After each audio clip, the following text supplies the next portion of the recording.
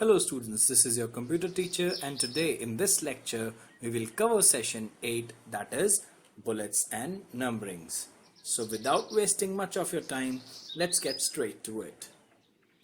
But before directly moving to the practicality of things, we should know where the bullets and numberings are used.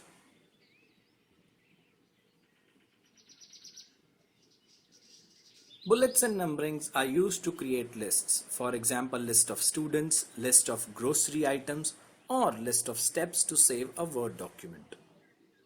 Now, depending on if the sequence within the list holds importance, these lists can be categorized as unorganized and organized lists.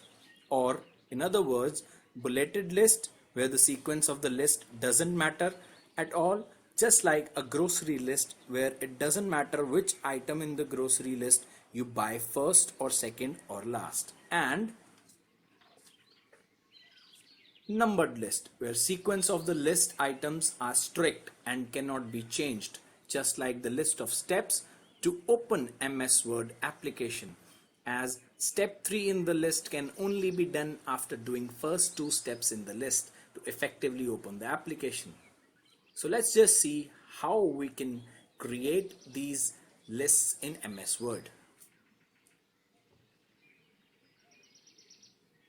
So here in MS Word, we will learn about how to apply bullets and numbering to unorganized and organized lists respectively. So to do that, I'll first type some list, a raw list. So I have typed the steps to save a file in MS Word. Now, as clear from the name itself that these are steps, so that must be organized. So to organize or to create an organized list, we need numbering option. So how we will apply that? First of all, we will select this text or the list items. Mind you, the heading is not the part of the list item. Now we will move to the Home tab, and within Home tab we'll go to the Paragraphs group. And just above the Alignment buttons, we have Bullets button over here, which shows the list of bullets you can apply, that you can see clearly.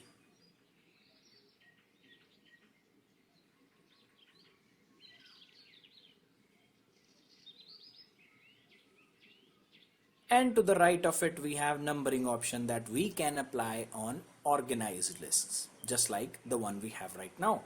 We'll click on this and it shows the possible options that are available on how to apply numbering options. That is 1, 2, 3 or Roman numbers in 1, 2, 3, that is 1I, double I, triple I, and then capital and small, that is uppercase and lowercase, ABC, alphabetical order. This is numeric order we have at the top. This is alphabetical order we have here. And this is a Roman number order. It might be capital, that is in uppercase, or in lowercase. So let's select any of these. Let me just select the basic one, the numeric method. And you can see our selected text will have a numbering just on the left of it, which tells us that this is the step 1, this is step 2, this is step 3, this is step 4. So we need not to write 1, 2, 3, 4 by ourselves. We'll just type the text, select it, or create a list without writing the list number or the sequence number.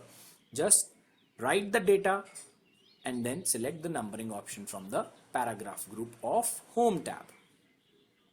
So this is how you will create an organized list. Now moving on, how to create an unorganized list. But before that, let me explain you just one thing, that in this list, that is the organized list, the list item or the sequence number of this list item are significant. We cannot write step number 3 or 4 before step number 1 or 2. So we cannot change the sequence on our own. So that's why we have created a list that is organized. So here we have the list of my favorite Indian cricket players, and I have not used any numbering here or anything because they are not in any kind of a list that has a criteria. I have written the names of the cricket players as they have appeared in my mind. So, to apply the list, and the list will not be affected if I write the name of Sachin at the top or at the bottom, or the name of Harbhajan Singh at second number or third number. So in this list, sequence does not matter. Hence, we will create it using bullets, that is unorganized list. So for that, we will again first select the list and then choose bullets option in paragraph group of home tab, and then we'll choose bullets, any of these that we have here. Let me just choose this one. Now you can see the entire list is bulleted. Now there is one more list in the category, and that is nested list, which means list within the list. And let me explain you that with an example. Now you can see I have created the list of books that we need for grade 9th, and as clear from the name itself that there is no need of having a significant sequence number to it. So we'll create an unorganized list for the same. I'll select the text, go in the paragraph group in the home tab, and I will create an unorganized list or a bulleted list. Now to add 2 books in maths section, I have to take my cursor right next to maths and press enter key. You can see another list item is inserted, which I will obviously type right now. But I don't need another subject here. I need another list item that can be inserted within under maths. So to do that, when my cursor is here, in the list item that is just below maths, I'll press tab key from the keyboard. It will take my cursor one step ahead just under maths. Now this seems like maths is a heading, and whatever I'm about to write will become a subheading of it, or a part of what I have to be writing in maths. So let me just type R.D. Sharma. I'll press enter key, another sublist item will be inserted, and I'll type NCRT. Now this is called a nested list, when a list exists within another list. This, the full circle one, or